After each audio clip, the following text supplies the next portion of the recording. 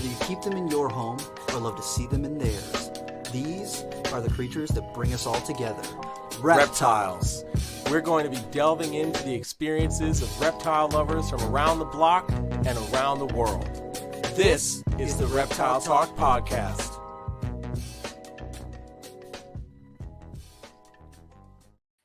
Boom! What is going on, everybody? This is Jeremy Turgeon from Brassman Reptiles. And I'm Rob, and I'm creeping a reel. Did you make your Instagram post? Did it happen in time? I did. Yeah, I just did it on the story real quick. I like having the clickable link so people can just click and just follow right there too.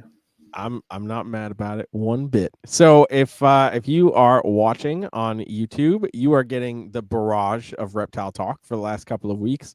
And if you're listening audio only, then you're getting a weekly episode. Hopefully you're happy about that.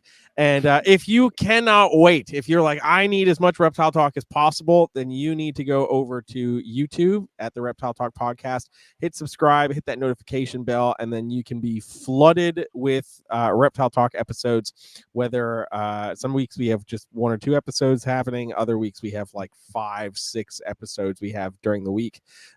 So if you want that barrage of Reptile Talk, head on over to YouTube and check that out.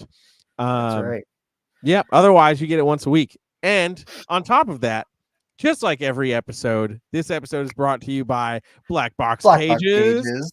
Bam. So go check them out. Blackboxcages.com. Have the fastest turnaround time of any cage manufacturer in the industry.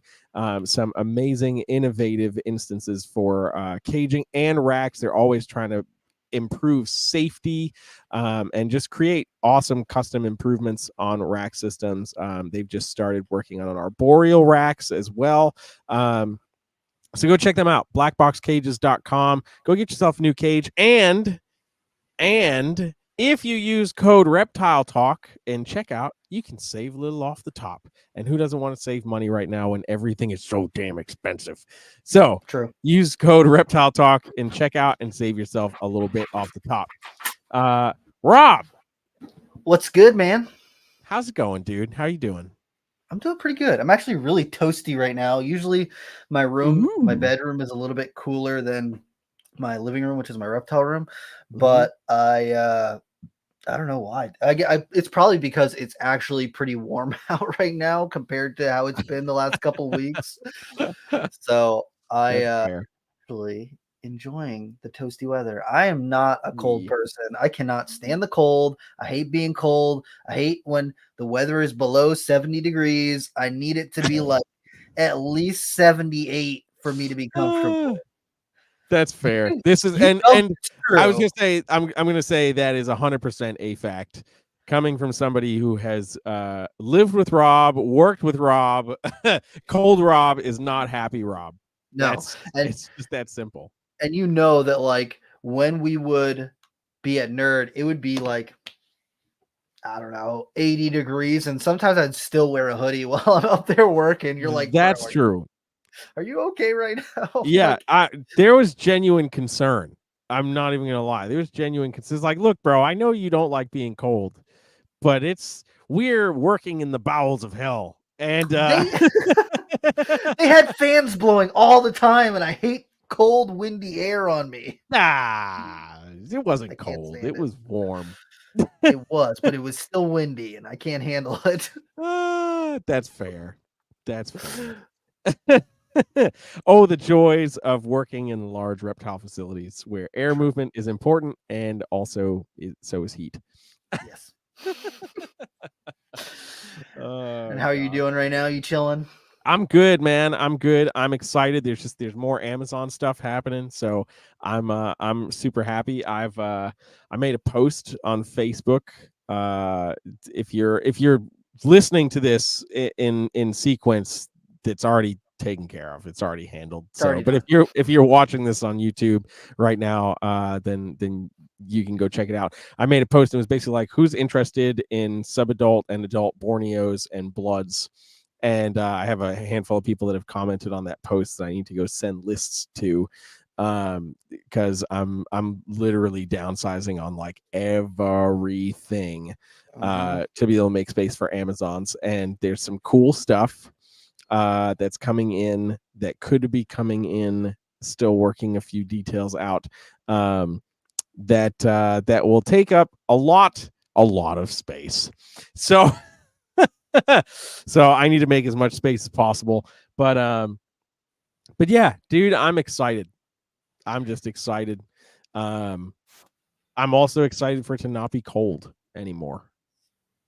Although we technically are just moving into wintertime right now, so it's probably going to get cold again. Yeah, I know. Okay. By the time this airs, it'll be when is it? I don't know. You're listening to it now, so you know when it is, but it'll be a little warmer. Or colder. No, warmer. Positive thoughts, Rob. Positive thoughts. True. Oh my gosh. But yes, I'm super excited about tonight. We're doing a double header if you're watching on YouTube. So I'm super excited for round 2. And I'm sorry, my phone is totally glitching out because I bring up everybody's account so that I can make sure we talk about things that we actually want to make sure we touch on. Mm-hmm. And my phone has just decided to fail me. This is frustrating. So I'm gonna figure that out in a second. But let's get Kina in here from Exotic Entities. Hello. Boom! Let's go. How's it going? Going good. How are you? Can't complain. We're excited. Yes. It's been a long day for me, but I'm here for it. I'm all excited to just talk reptiles to close out my day. How can you not be happy about that? Yeah. Yeah, I was up at like so nervous. No, you don't gotta be nervous. In like I think the last time I did it was like 2-3 years ago. So I'm like, oh man. I know. I was like looking. I was like, there's a lot that's happened since last time that you done one of the like a podcast. Mm-hmm. So we got to talk about all the things. So many cool things that have happened. So, hell yeah. For people who might not know if your journey in reptiles, if you want to do like a bridge, a consolidated version of what brought you to where you're at today in reptiles, what do you got? I want to hear it.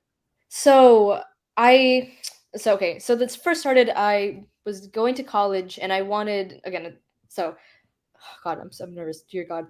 You're okay. You're good. I wanted a pet in my dorm, and I was allergic to dogs and cats, even though I have dogs and cats now, which is whatever. But I wanted a pet, so I decided, I'm going to just get this little ball python, and from there, this little ball python is hatched into an obsession, an unhealthy obsession. But it's only unhealthy if you ask a regular person who doesn't keep reptiles. If you ask anyone who keeps reptiles, you're like, you have a good number of reptiles. Like that's it. That's it. Right, that's it. I think it's really only unhealthy if the one ball python becomes 100 ball pythons. Mm-hmm. That's when it's unhealthy. Yeah. Or it turns into 10 Burmese pythons. Oh well, we're not talking about the critically insane, Rob.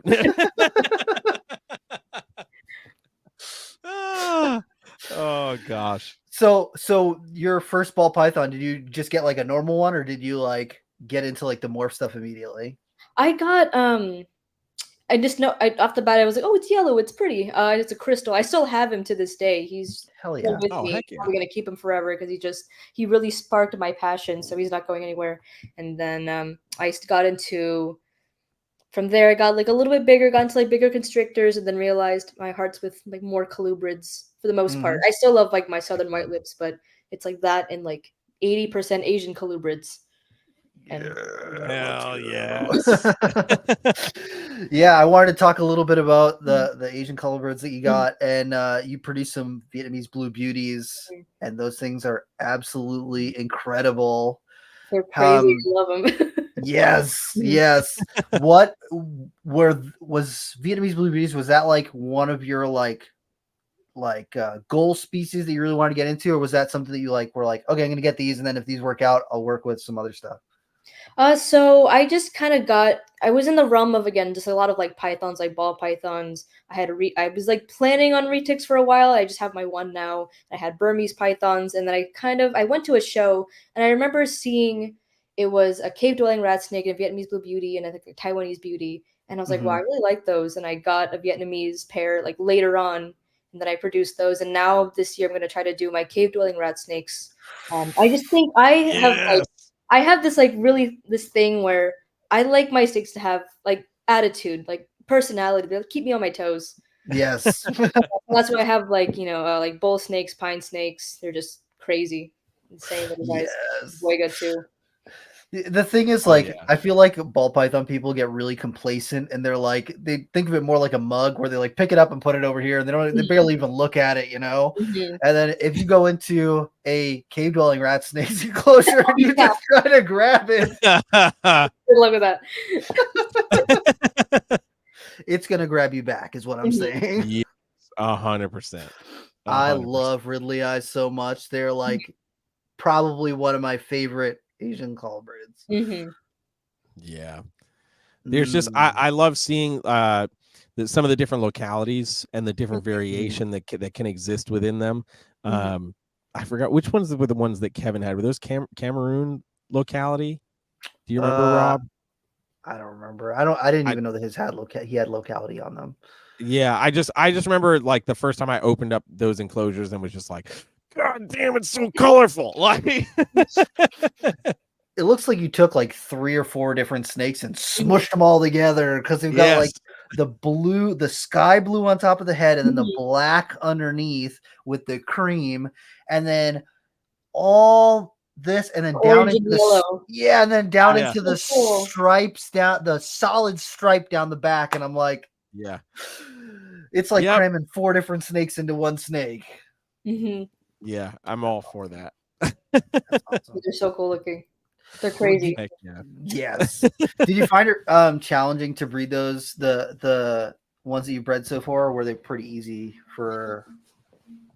So I kind of just had them in together. I have a it's like a 4x3x2. It's like one of those, like, it's a really big, long or tall AP, and I just had them in there, take them out, feed. It was actually pretty easy, but it was really funny because when I was incubating the eggs, I was told by one of my friends. He said, "Yeah, I just incubated at I just keep it at room temperature." So I was like, "Okay." And then someone's like, "Wait, you need to incubate it like 15 degrees higher." And I'm like, "Oh my god, what am I gonna do?" And they took like 90 days. They took a long time to hatch, and they were just fat fucking babies. Sorry. No, it doesn't matter. And I was like, "Oh my god!" My friend's like, "That's like how big some of my yearlings are." Dear Jesus, Lord. I think that just goes to show, though, that we kind of pigeonhole a lot of reptiles into this box of like, you have to incubate it at 85 to 90 degrees. You cannot let it drop a little bit. And it's like, man, these things they don't have an incubator in the wild. They're laying them under a log someplace and hoping that it stays warm enough for them to hatch out, Yeah. And even if it takes a little bit longer, I think that what it comes down to, that sort of thing, people are on a schedule because we need to be able to calculate to say, okay, I need to know they're going to hatch this time so that I can start feeding them at this time, and then I can start selling them at this time. Whereas like naturally, they're just going to they have their own schedule, their own schedule. They're doing their own thing, and they can survive at that, that cooler temperature. It's like Owen was saying on NPR. He's like, oh yeah, there was one year that I got a clutch of carpet pythons and I put them in the incubator, and then a month later I realized I never plugged the incubator in, so they've been sitting at 70 degrees for a month. And he's like, I plugged it in and they still hatched out. It took them an extra 20 days, but they still hatched out. Oh god. It happens, man. Stuff happens. It does for sure. I think also it plays too in like when you're talking about species that have such wide ranges. So you've got all these different climate ranges that they're going through anyway. It's like, yeah, those eggs are not all sitting at 85 degrees like at all for the entire time. Yeah, right. Exactly. I was one of my friend, actually Josh Ortiz, he bred Blue Beauties for a while, and he was saying that one of the things that like really triggered his to court and start breeding was he would spray them down, and that you think that it was like one of the triggers that they use in the wild is when they get the rains coming through. That's when they'll often go out and seek each other out to breed, and I always just remember that. It always sticks in the back of my head whenever I see Blue Beauties. I'm like, oh man, you gotta spray those things down crazy when you're breeding them. It's just So you said you're gonna try and breed the Ridley Eye this year? Yeah, they're in together right now. They've just been cuddling under they have like a huge hide in there. So hopefully something happens. Fingers crossed. Really hope so. Hell yeah. They're so pretty. The female, especially, I have is just like again like just go like that really nice blue and then like the orange and the yellow. The male's a little bit more. He isn't as he's still pretty. He's just a little bit more like pastel. I think he's not as old, but okay, we'll get there hopefully. Yeah, that'll be really really cool, really cool. And then you've bred southern white-lip pythons. Yes, I technically did. So the thing is, I hate the story, but I don't mind talking about it. But so I got eggs. I was cleaning the room one day. I just walked in there to like, sometimes I'll just, look at them or whatever. And I almost like shit my pants. I was like, oh my God, there's eggs right there. So I wasn't prepared for it at all. I thought it'd be another couple months or so because she didn't really look gravid. She was just kind of there. Yeah. So I set up the incubator and everything, but it happened so like that 2-week period was like a really hard time for me because my parents are coming to visit. There's also like I was going into finals week at school in my last semester of college, so I was just like my head was like everywhere. And something happened with my incubator and it spiked like really bad. So all the eggs just and I was so depressed about it. Yeah. I was like, do I sell everything? I'm just like so sad. Like I can't even go to my reptile room right now. Oh my God. But I got over it because if I've done it before, I can do it again. So just that's what I was gonna say. It is all part of the process, and things like that do happen sometimes, and it is so like painful to deal with. And then at this, like, some people do just choose to just throw everything in then and just say, you know what, I'm done. I can't do this anymore. And I think that being able to take a step back and just like feel it and just be like, that really sucked. But like you said, if you did it once, you can do it again. And I think that is like a really great mindset to have when it comes to this thing, because literally all of these are just living creatures and things happen. You got to figure in the wild, there's got to be situations like that where a female sitting on eggs and then a predator comes along and eats all of the eggs, or they go through a drought, a period of where they don't get any rain, or flooding, and that stuff happens. It's like last year with my Barneck scrubs, I got twins in the clutch and I was like super excited about it. And then since they're so small, we see this a lot of times with twins in like every species of reptile, because they're sometimes sharing yolk resources. When they come out, they're smaller, they're weaker, and I lost both of those. And it was just like it sucks, but it's something that kind of comes with the territory. When you're creating life, it can also have death too. It's all part of the cycle of life, Yeah, I was so devastated because also the male, because the female was mine, but the male was a friend's, Aaron, who's in the chat right now. So I was like, oh man, like I have to tell him. Oh my fucking God, I'm so sad. He was pretty chill, but he said, no, shit happens. So again, trying again this year, and I have 2 pairs going right now. So I'm sure like I got an ovulation from one big girl. So hopefully, fingers crossed. Again, so like making sure again, there's no finals, not doing anything, no one's visiting me. No one's visiting me for the next year. Right, exactly. Block everything out in the calendar. Like, no, this time is snake time. That's it. Yeah, nothing else. I have plans.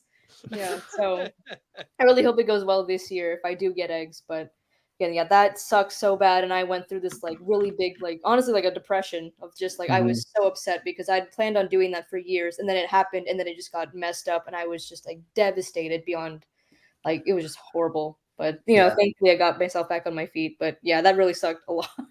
Yeah, because I got people be like, "Oh, where are your babies? Did they've hatched yet?" And I was like, "I don't have the heart to." I don't even want to talk about it right now. Yeah, I'm gonna block you. Yeah.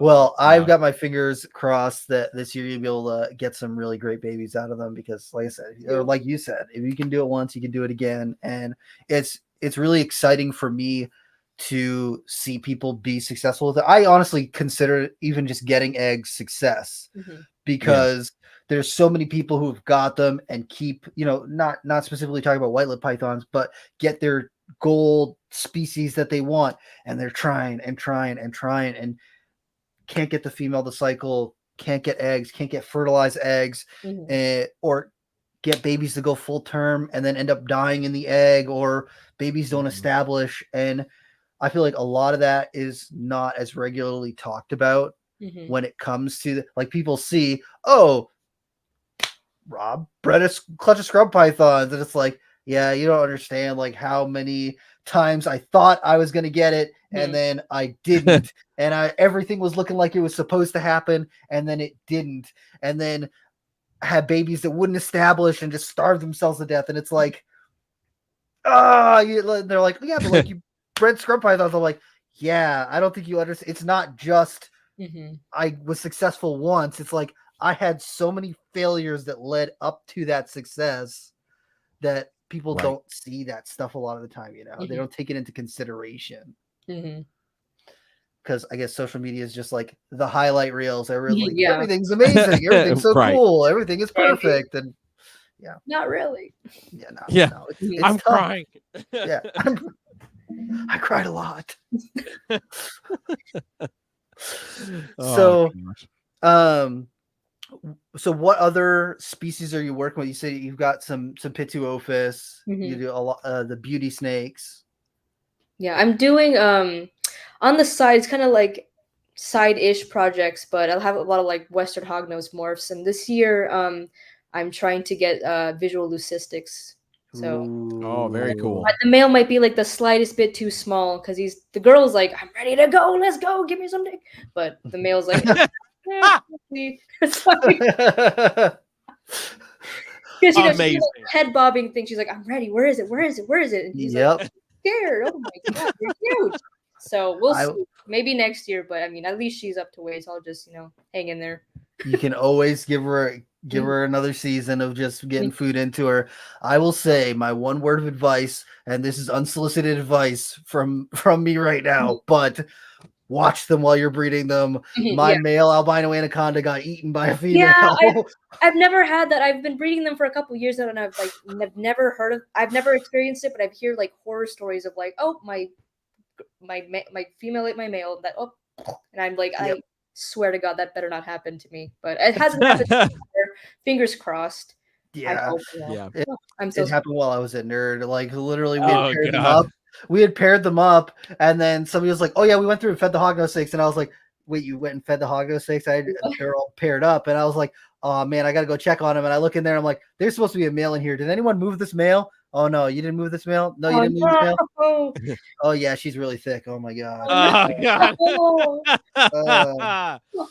I feel like it's an even harder sting when it's a species that like can have some elements of cannibalism, but it's really not uncommon. It's not like a king snake or something, so when that happens, you're just like, why? That's never happened. Fingers crossed it never happens, but right. That's a big risk. I'm not. Yeah, I didn't even think that it was like. I've heard that it's a thing, and I was like, that doesn't really happen, and then it happened, and I was like, maybe once in a blue moon, and then it happened to you. I think you jinxed yourself. Literally. I was like, well, that sucks. Oh man. So with the Pituophis, what species are you focused on the most? So I had I was planning on black pines a while ago, but I ended up letting those go, and I kind of missed them, to be honest. But I have leucistic southern pines that I'm gonna go next year. My female's like really pink, and the male's like really not pink. He's just like white, and I hope he keeps that. We'll see what the babies come out to be. And then other than that, it's just bull snake morphs, like stillwater hypos, albinos, kind of stuff. But I kind of want to get like, I miss my black pines, but for a while last year, it's 2024. Dear God, I downsized a lot because I was planning on applying to grad school soon, and that's going to take up so much of my time. And like realistically, I don't want to be neglecting my animals while I'm, studying or working. Yep. And so just right. having to like really like sit down, like, okay, like what do I really want to keep? What do I really want to work with? What can I let go?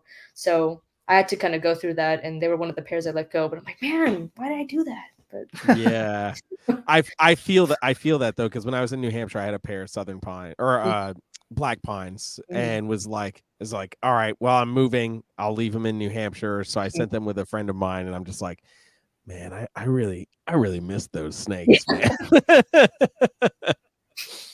They're such a fun species, and like I have a few other species of pits, but I don't know, something about the Black Pines. They're just a little different. Like you see the brain click a little differently than with some of the other Pituophis, and I'm just like, it's the murder. Yeah, they're thinking about murdering you. the murder. I don't know, man. When I saw something click in their mind, I was like, oh, that's the pin. They're about to pull the trigger right now. No. It was actually like the opposite. Like when like the female that I had was like ready to go for blood. Like as soon as you would open up the enclosure, you get her out, and then it's hiss, hiss, hiss, and then it finally is just like, okay, you're not gonna hurt me, so I guess we can be cool. And then once they're in that like thinking mode, you're like, see, cool, life's not that bad. But I haven't seen it exist in quite the same way with the other pits. So I definitely do miss that about the Black Pines. So yeah, I'm right there with you on that. Like, damn, why did I let those? I mean, I have an indigo now, which is like kind of not really the same thing, but like kind of in spirit, I guess. Yeah. That's awesome. It's an Eastern indigo? Yeah. Ooh. Yes. Those are so nice. Disposal right now. Every time that you're like, man, something didn't eat to the indigo. Yeah, exactly. Everybody's got to have a garbage disposal. True. I just remember there used to be this this video on YouTube. I don't think it exists anymore on YouTube, but it was somebody who was breeding the rubidis, the Drymarchon rubidis, and they were feeding them pigs, like fetal pigs. And I was like, how are you feeding a colibrid pigs? I don't understand. And it was just like, she was like happy. Like, that's the best day of my life. Oh my God. Yeah, right. I was like, man, this thing's gonna pop, I swear. Good Lord. Yeah, I had a video. It was like an Instagram reel. I gave my indigo. I had some stillborn hognoses like a year ago, so I was feeding her one of them. Just nothing goes to waste. And there was a little bit of like the aspen chip, like substrate. It was like a couple like chips on it, and someone were like, "He's gonna die now." Impaction. And I was like, "You could literally feed that thing anything; it would pass it. Anything." Yeah. And not only will it pass it will pass it in 6 hours and 30 minutes. Yeah, exactly. Yeah. It'll take like a business day, and it's out. Like, and it will paint it up the wall of the enclosure. Oh gosh. I don't miss any of that. The poo painters. I will say the same thing. Bolin's pythons are like that, and I don't miss that. Yes. Yep. Sorry to crush your dreams, everybody who wants a Bolin's python, but they poop a lot everywhere. Too much, almost. Oh man. So I know on your Instagram. Oh, sorry, Rob. No, on your Instagram, you had a picture of a divergence. Yeah. Do you have some Boega species as well that you're working with? I don't plan on breeding them. I just kind of have them because I wanted to at first, but then I heard sometimes it can be difficult. Sometimes getting the babies to establish is like a pain in the fucking ass. I was like, I don't know if I'm going to deal with that. Maybe one day, not right now. One day, maybe. Yeah. Maybe. So I just have my divergence right now. I used to have like the black silhouette and the green cat eye, but I'm just down to one. It's one of the ones I downsized on just to have. And I've thought about breeding them in the future, but again, just right now she's just here. She's just great. Heck yeah. I mean, also, if you're going to have just one Boega, it has to be that one. it's got to be that one. Like, hell yeah, that's awesome. So, I want to ask: are there? So you downsize a little bit on the Boiga, and you don't plan on, or you're not really focused on breeding them. Is that something that you would want to like expand on in the future, or that you're just like content with the ones you got? Right now, I'm happy with what I have. I think I've been shifting a lot to just like keeping like isopods and like invertebrates, just because they're a lot low maintenance. Just put the veggies in, and then you're set for like a week. Yep. But maybe again in the future, I'd want to expand. It's just so a couple years ago, I used to have a facility, so I had a lot of room. But then the landlord was kind of shitty to us.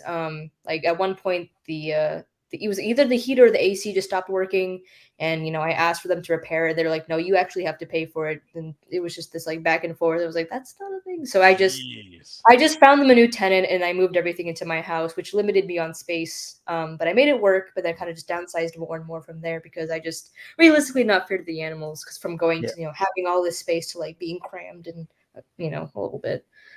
So that sucked. But again, if I ever had the chance to get in a bigger house or have a facility, I'd probably want to expand again. But it just depends like what I'm doing and what time I have realistically. True. Whatever time you have, it's just not enough. Yeah, exactly. The realest thing about reptile keeping. Yeah, literally. How much time am I going to be cleaning poop? A lot more than you think. Yes. Yeah. People are like, but the Instagram photos, and I'm like, I don't think you understand how much poop I shovel. Yeah, right. You know how many water bowls I've been cleaning. Yeah. Right. Yeah. For one Instagram photo, I have cleaned 50 tubs. Like bare minimum. Right. Yeah. Bro. Oh gosh. So is there a species that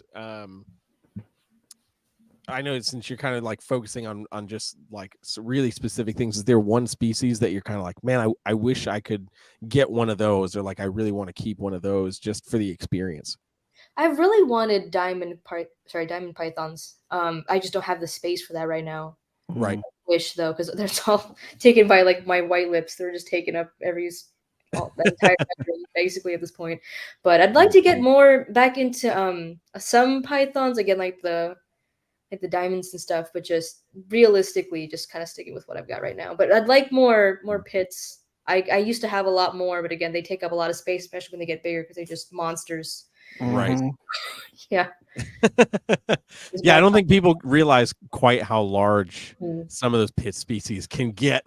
Yeah, I had a southern patternless pine, this like big boy, and he was like 6-7 feet. He was ginormous. Yep. And I had to let him go because I just didn't have the space like anymore. I just couldn't fit any more enclosures in my house, and I was like, he doesn't deserve to be shoved in something small. It's not just because I want to keep him. So one of those decisions that's like sucks so bad, but you have to think about the welfare of the animal as well, not just I want this because I want it. Yeah. Right, for sure. I think that one of the things that makes it so hard is like photographing a 7-foot pit is not super easy. And he was spicy too. He was angry all the time. So I'd like try to hold him. He'd be like thrashing around like a wet noodle, and I can't take a picture of you. Yeah. Oh gosh. Yeah, and that's like one of the things. Like people don't see a lot of pictures of like adult scrubs. Like I think that Stephen Kush is the only person that's posting pictures of adult scrubs, because it's just like it's hard to get a 11 or 12-foot scrub python out, and then also get it in frame and have it be like visually appealing. Exactly. Yeah. Sometimes big snakes aren't fun. Yeah, I have like my one retic, and I don't know how. Like whenever I clean her, I'm like, how do people have like multiples of these 30 of them? Yeah, like, even like 10 or 5, like that. She's a lot sometimes. She's an adult female. She's like maybe 14, 15 feet, and she just unloads. And it's just a lot. It's a lot of cleaning. Yep. It's crazy. Yep. Yeah, when I think of people who they're like, oh yeah, I'm getting into retic breeding, so I've got 10 pairs, I got 20 animals. I'm like, How? What, 20 reticulated pythons? Are you kidding me right now? My head. I was like, they all must be under 10 feet right now because Mhm. 20 Yeah. 10-foot reticulated pythons is a lot of reticulated Yeah. python. Yeah, she has her entire cage takes up like half of my living room right now. Like, where do you have the room for that? Literally. And again, either that or they're shoved in like a 4 foot. But yeah. I don't want to talk about it. You're like, Yeah, that's too yeah, much. That's right. another headache. But yeah, Right. it's a lot. Because again, at Mm. one point I was like, maybe I want to breed retics. I was like, what am I? No. And my brain turned on. And I was like, wait, no, I don't. Amazing. Yeah, I do Yeah. have my Argentines though. So Ooh. they've been locking here and there. But I talked to a couple people and they said even though they're like my female's like 6 feet, maybe get a little bit bigger because they Yep. haven't had success from like maybe 8 feet. So I'm probably just gonna feed her more. But because the male's like slightly bigger than her, but they were locking for a little bit, but I don't think there was an ovulation, so I don't know. But at least they're friendly with each other. Do you know how old they are roughly? So I know the male's like 6, 7-ish, because he's bigger, and the female. Funny story. So I got her. I saw an ad. Usually I'll go on Craigslist just to look for like enclosures or like racks or like something, and I noticed it was like it was a listing for a female cocker K or crawler K. And I have a male, so I was like, "Oh, okay." And I was like, "That is not a crawler K." Oh my God. I wanted it for like very very nice price. So I went to go meet him, and I was just curious and asked him questions. He's like, "Yeah, I got it from like a pet store." So I think she's like 4. She was like maybe 4 when I got her. Now she's like 6. So gotta wait a little bit more, but she's growing well. She's great. So that's another species I hope to produce at some point. Yeah, the Argentine boas are really cool, and I've seen some like really big ones before, and I was like, "Oh my God, I didn't know boas can get this. You get that big, yeah, this thick." yeah, beef. yeah. Easy. Heck I guess that'll satisfy the retic breeding in me. It's right. It's a big snake. It's a big snake. Yeah, when the babies come out and they're like this big around and like this big, you're like, yeah, this is what is this? You're the size of a 3-year-old carpet python.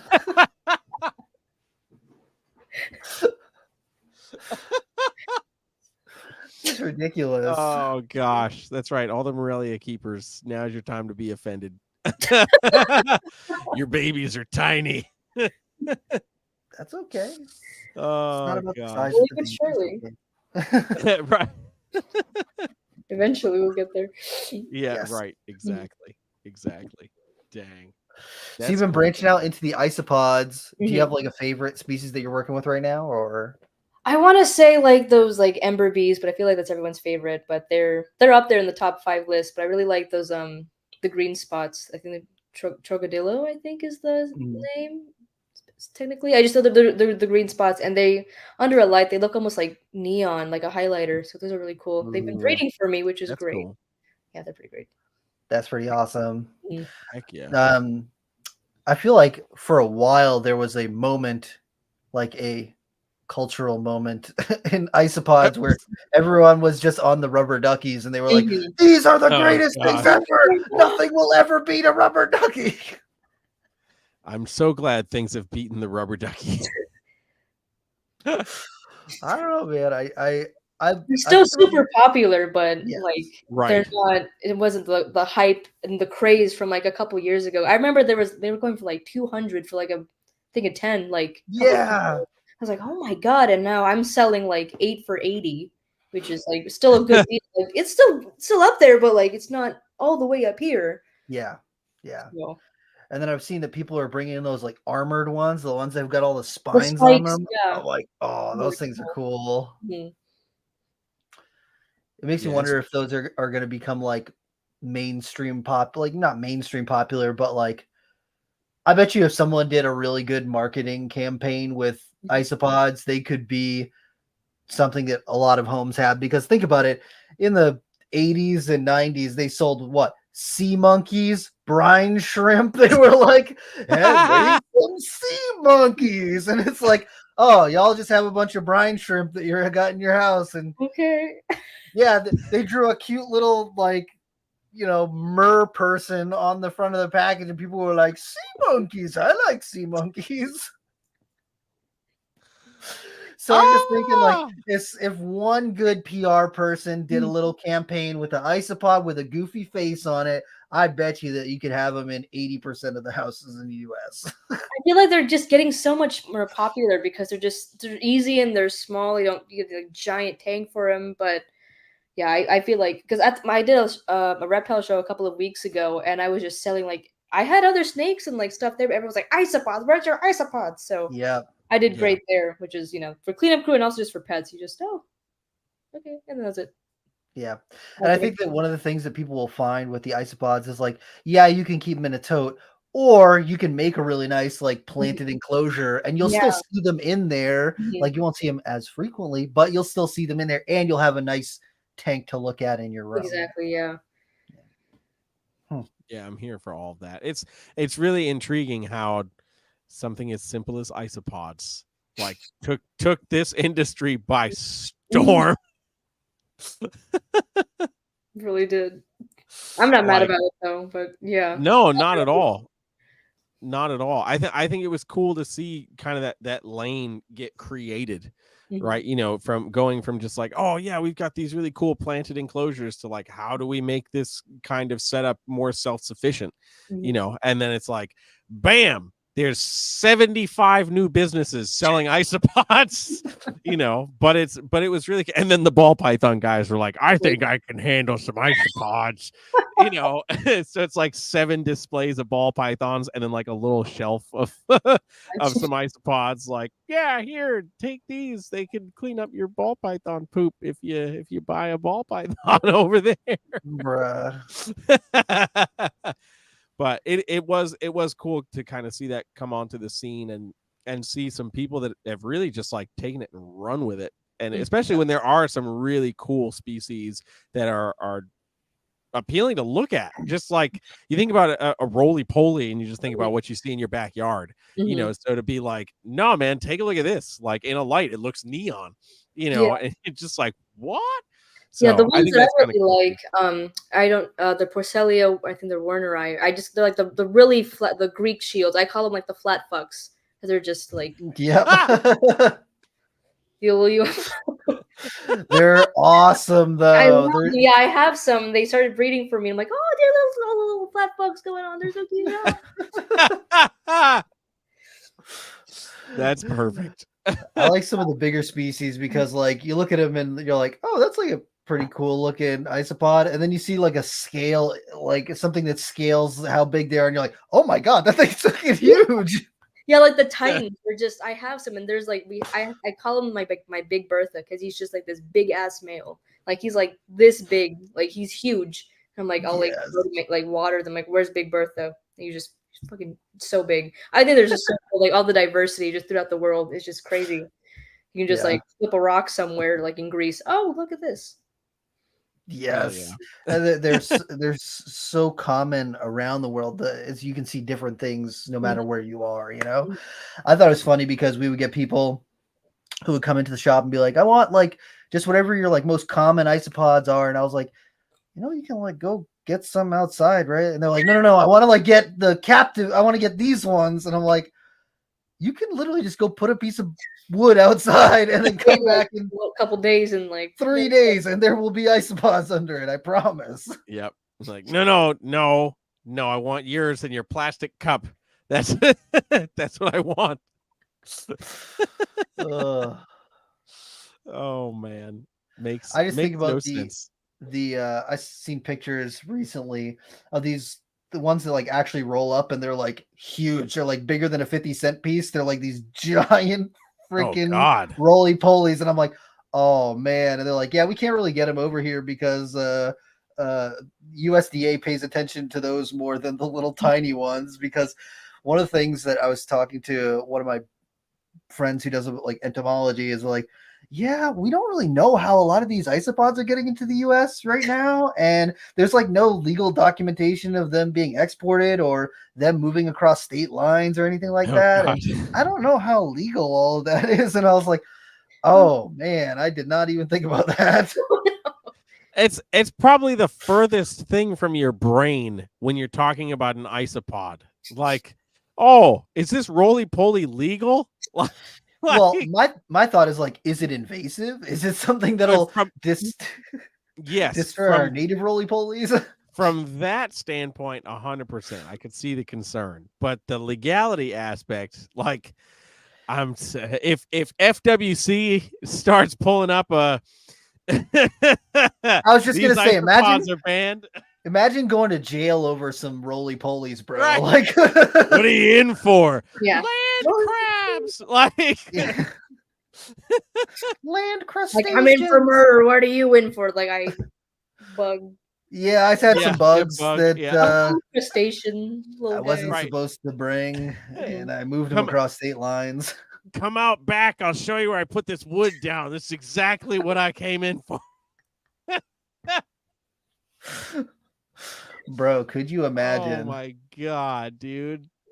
That's maximum security. Isopods. Oh my gosh. We're laughing about this now, but the reality is it could be a thing. Yeah, it could be very well a thing. I swear to God, if I have to make an alert video with Phil about protecting isopods.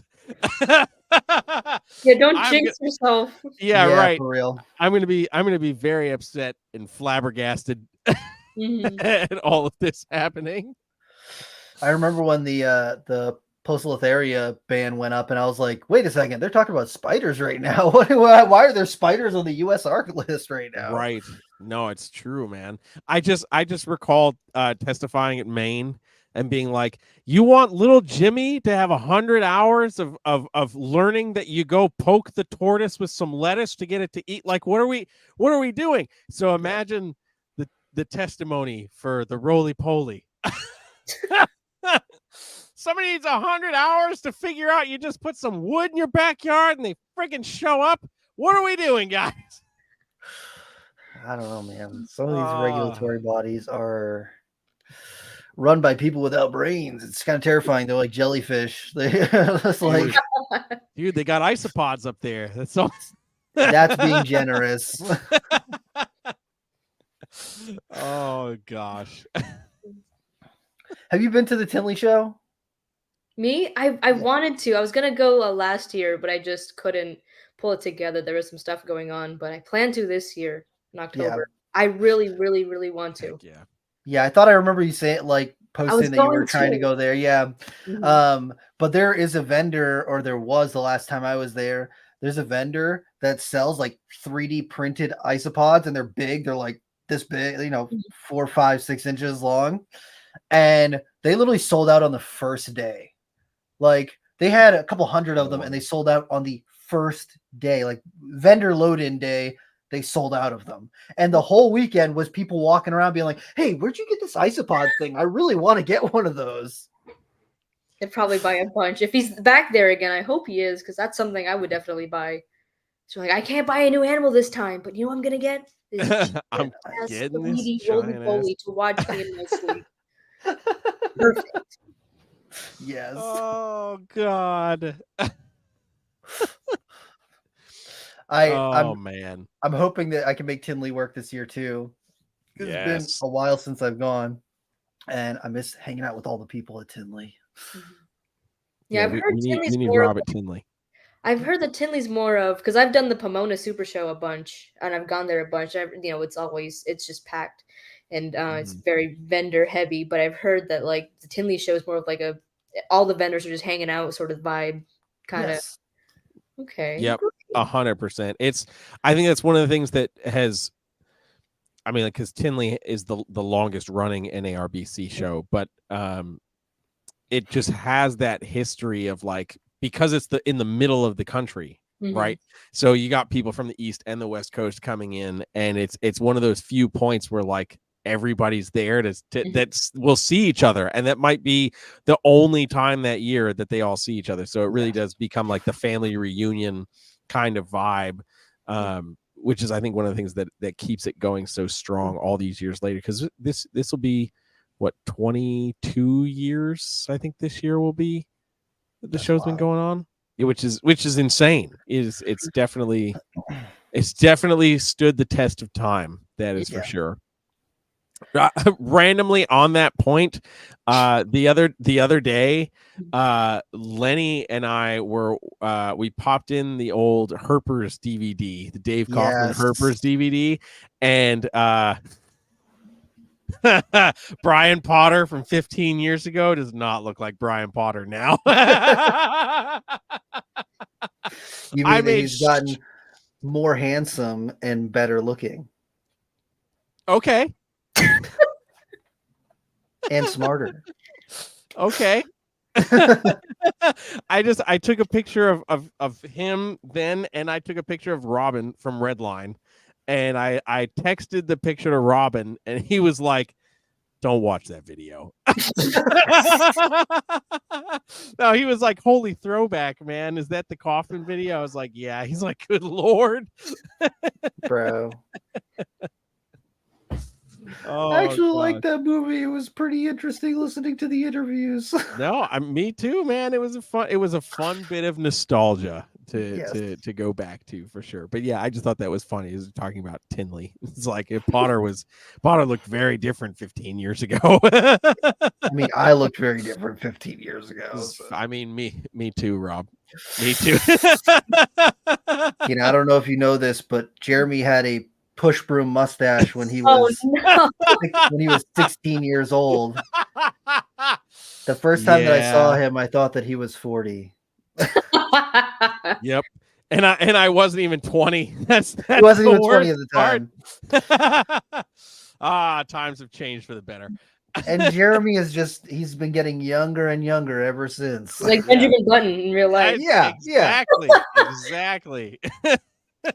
I'll take it. I wanted to ask real quick too. Do you still have your speckled rattlesnake? Yeah, I still have both of them. Ooh. Yeah, the male, he's kind of tricky though, because I guess when we shipped last year, the year before last year, it was like November, maybe December. It was pretty cold. It was just like the last window to get anything out.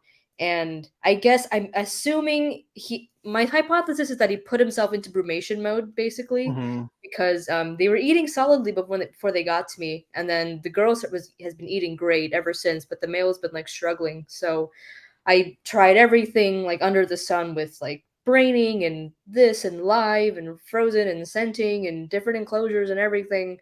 But I just couldn't get him to eat. So I've been kind of just unfortunately just having to like assist feed him just to keep some weight on him. But being tricky. I've had stuff like that happen before where just it doesn't click. And then one day it's like, oh my God, finally. So yeah, hopefully soon. Because the female's like huge. She's on like small adult mice. And he's like, I'm still struggling with my fuzzy mice. So hopefully we'll get there. Sheesh. I love speckled rattlesnakes. They are really, really just like really beautiful. And when I went herping in Utah, we saw one, but the area, the like locale where we were at, it was like pink, like a reddish pink color. And I don't want to give any like spots away or anything, but we were like climbing this area and they're like, oh yeah, they're around here. So just like when you're climbing around, just like look, and it's pitch black outside. It's nighttime. And they're like, oh, we got one over here. And I'm looking and it's like, this is the trail where everybody's walking. And it was sitting right here on a rock that like, while you're going up, you would just be like, oh yeah, I'm just going to grab this rock real quick to climb up right here. And I was like, I 100% would have put my hand on that thing. Like it is right there. Oof. Yeah. But there's such a unique species. And I think it's really interesting that like you get all the way from like these stark white ones to the like really heavily modeled ones, and then you get all the way up to like the pinkish red ones. Yeah, and there's some blue ones. I used to have a blue like, a long time ago too, and they're just it's rep in America, I guess. But the variation is pretty cool.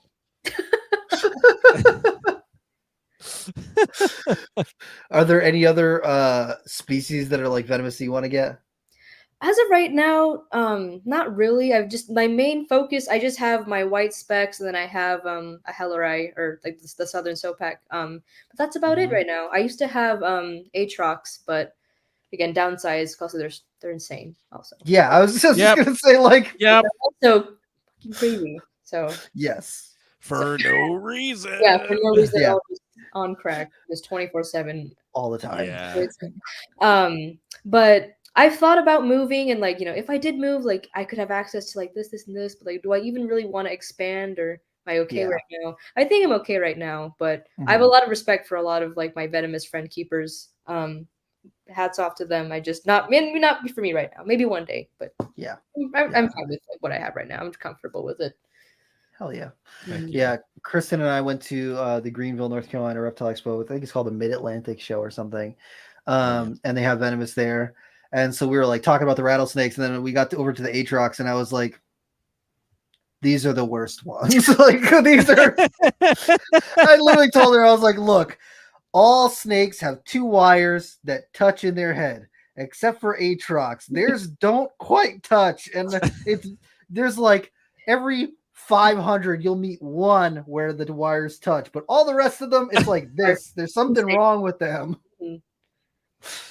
Oh gosh. Honestly, what I think it is that the rattlesnake roundups killed all the really nice, easy, chill going ones, and then all Easy the to ones grab. that have survived are the Fight or assholes. flight right now, probably. Yeah, they have all this generational trauma of Oh, God. Southern people going through and killing all their family members that they're just like, humans are evil. Like my ancestors are Lord. speaking to me. I can't let my guard down. I can't trust you. Right. Trust nobody. Oh gosh. Must be insane always. Yeah. Never trust the white man. Oh gosh. Screaming.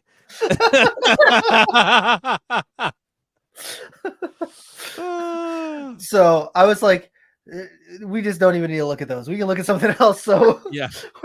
they had a Melosis right there, and I was like, these are much better. I like these much more. Yeah. It's funny because like as a rattlesnake geek myself, like when I was contemplating like, oh, I would love to have a bunch of different rattlesnake species, Atrox never made that list. Never.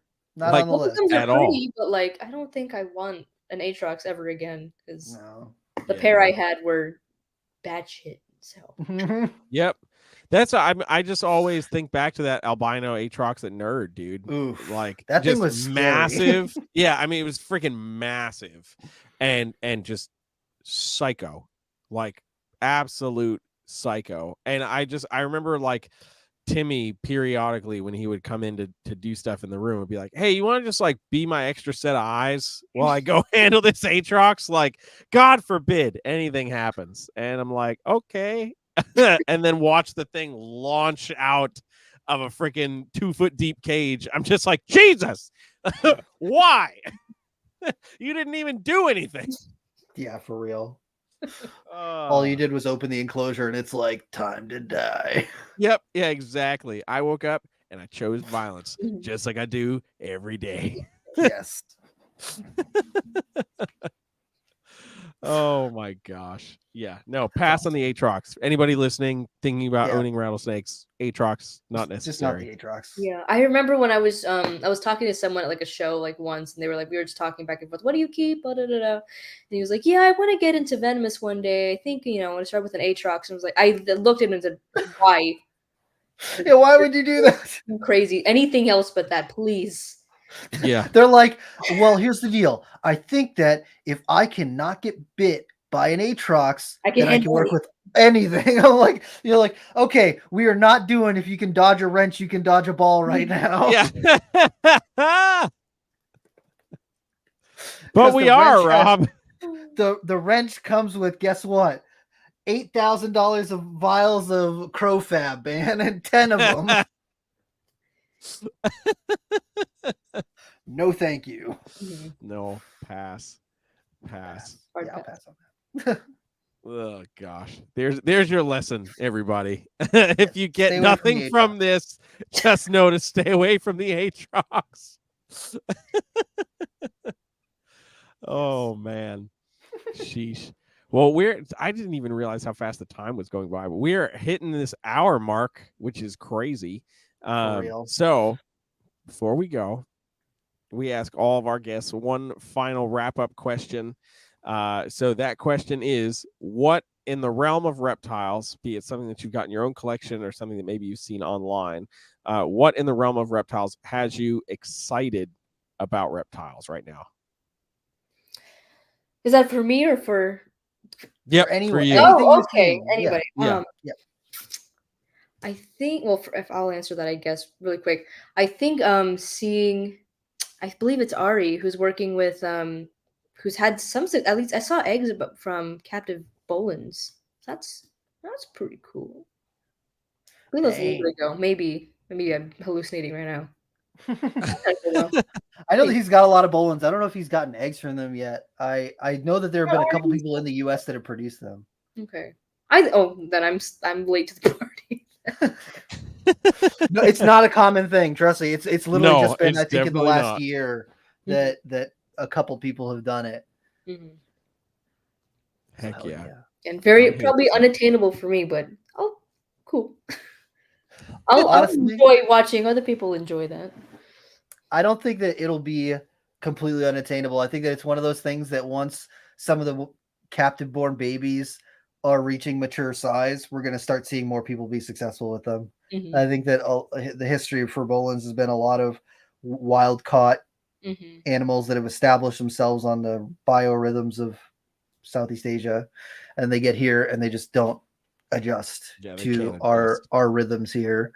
And then the people who are getting babies who are born in a Western setting or born in a captive setting, I guess, and then raised from a very small size here, I think that we're going to start to see more people be successful with those. Yeah, that's my hope with Southerns as well. Just there's so many like imports, and they're just all, because there has been successful people. Like I know Lisa, who I know she's here now.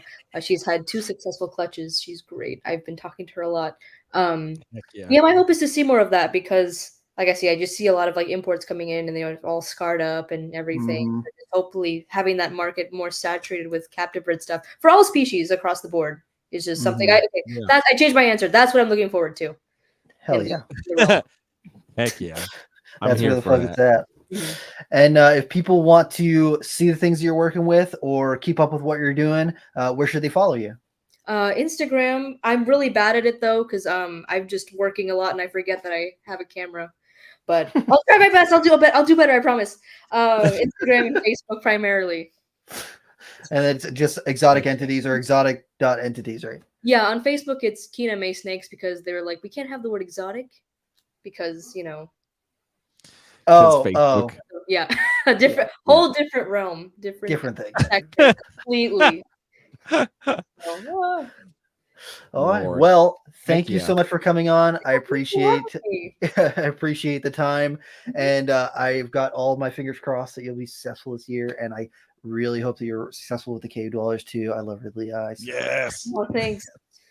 So thank you very much for coming on, and we'll see you guys next time. We'll see you later.